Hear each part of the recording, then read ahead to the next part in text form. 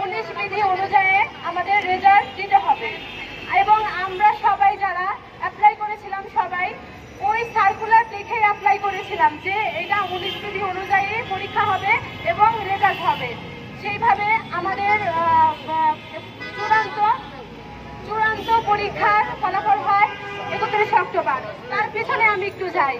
এই রেজাল্ট পেতেও আমাদের অনেক বেগ পেতে হয়েছে। আমরা অনেক আন্দোলন করেছি যে কেন আমাদের রেজাল্ট হয় না।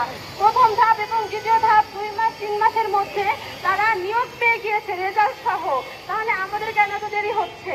এর জন্য আমরা অনেক আন্দোলন করেছি। অবশেষে গত 31 অক্টোবর আমাদের রেজাল্ট পাবলিশ হয় এবং আমাদের রেজাল্ট কেন দিতে দেরি হচ্ছিল যখন আমরা জানতে চাই তখন আমাদের বলা হয় আইন মন্ত্রণালয়, গণশিক্ষা মন্ত্রণালয় এবং সচিবালয় থেকে আইনি ব্যাখ্যা দিয়ে তারপর আমাদের রেজাল্ট দিবে এবং আইনি ব্যাখ্যায় এটাই এসেছে যে 19 বিধিতেই রেজাল্ট হবে। সেভাবেই আমাদের রেজাল্ট হয়েছে।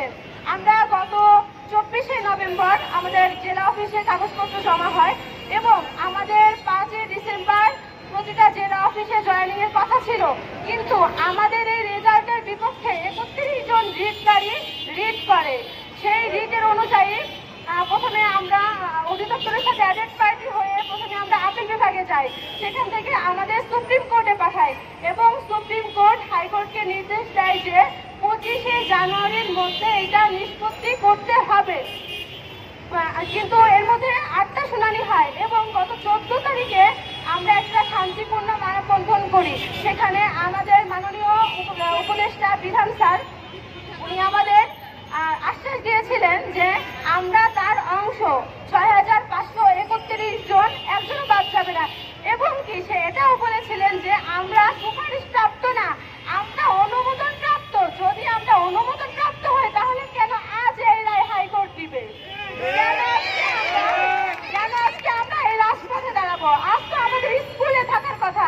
এখানে 19 বিধিতে মেয়েদের প্রাধান্য বেশি থাকে, তাহলে আমরা কেন মেয়েরা বঞ্চিত হব? একটা রাষ্ট্রের শিক্ষার কারিগর হচ্ছে শিক্ষক, তাহলে এই শিক্ষকদের সাথে কেন এত অবমাননা, কেন এত লাঞ্ছনা, কেন আজকে তারা এই রায় দিল? এবং আমরা একটা সূত্রে জানতে পেরেছি বিচার বিভাগ বিক্রি হয়ে গিয়েছে এবং তার একটি কল রেকর্ডও আমাদের কাছে আছে। আমি আপনাদের সেই রেকর্ডটা শোনাবো। প্রধান রিটকারী ইয়াসিন আরাফাতের বক্তব্য এটা।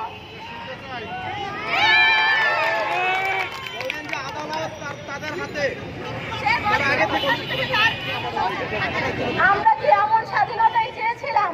আমরা কি জুলাই বিপ্লব করিনি? বোঝা উচিত, কারণ আপিল বিভাগ সাধারণত সরকারি পক্ষের রায় দেয়, ব্যক্তি না।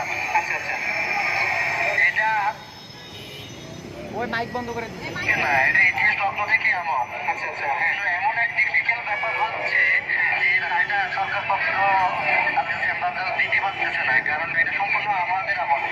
আচ্ছা, এটা একটু ক্লিয়ার, আপনার কিছু লাগে না। আমাদের ফাইল যদি নর্মাল হইতো তাহলে এটা দস্তরি মেলা দিয়ে তো সাইন করে দিত খারিজ। আচ্ছা আচ্ছা আচ্ছা, এখন হচ্ছে এটা কোথায় সিদ্ধান্তে গেছে? এটা এখন সিদ্ধান্তে পত্রিকা আছে এটা। হ্যাঁ, আচ্ছা, ওখানে ফলাফলটা কি আশা করতে পারি আমরা? কি আশা আমি ওভারঅল 100% দিই না, তারপর আমি 90% ধরে রাখছি এরা অচিরেই স্বাধীনের গ্রাহক পাবেন। আচ্ছা আচ্ছা, ইনশাল্লাহ আমি একটা বাসায় অপেক্ষা করতেছি। সময়টা খুব কম দিছে আমার ফাইন্যান্সিয়াল এই রায়টা আনতে হলে ভাই আমার মেলা ফাইন্যান্সিয়াল সাপোর্ট লাগে, আপনারা জানেন নাকি? এখন ফাইন্যান্সিয়াল সাপোর্ট সমস্যা নেই, আমি দিব সমস্যা। এখন আপনারা অ্যাডমিট পার্টি হন, ফাইন্যান্সিয়াল সাপোর্ট দেন, আমি সর্বোচ্চ রায়ের জন্য চেষ্টা করবো। ইনশাল্লাহ। এখন হচ্ছে আমাদের পক্ষে আজকে কোনো অ্যাক্টিভিটি কেমন ছিল? আমাদের পক্ষে যে লয়ের ছিল না, কাকে ডাক করেছেন আজকে? আমরা ধরেন আপনি ফারুক সাহেব নেতা ছিল যে আর সাবেক সভাপতি, ওনাকে দাঁড় করাইছি, আমরা কামরুজ্জামান শাহ, আশরাফুল্লাহ, ফয়েজউদ্দিন, বাকি এটা শিফট আমরা রেখে দিচ্ছি। এটা ওই শিফটে আমরা কান্দা লাগামো আপনার চিফ জাস্টিসের ওখানে। আমি যতটুকু জানি ভাই সব রেফারেন্সের মাধ্যমে হচ্ছে ভাই, বুঝতে চেষ্টা করেন। হ্যাঁ, এত সব কিছু রেফারেন্সের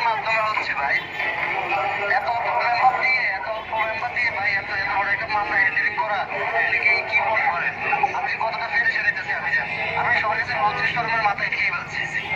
আমাদের তো হচ্ছে পলিটিক্যাল সাপোর্টটা ভালো আছে, তাই তো? পলিটিক্যাল সাপোর্টটা ভাই আমি আমার সব দিক দিয়ে নিতে পারতেছি।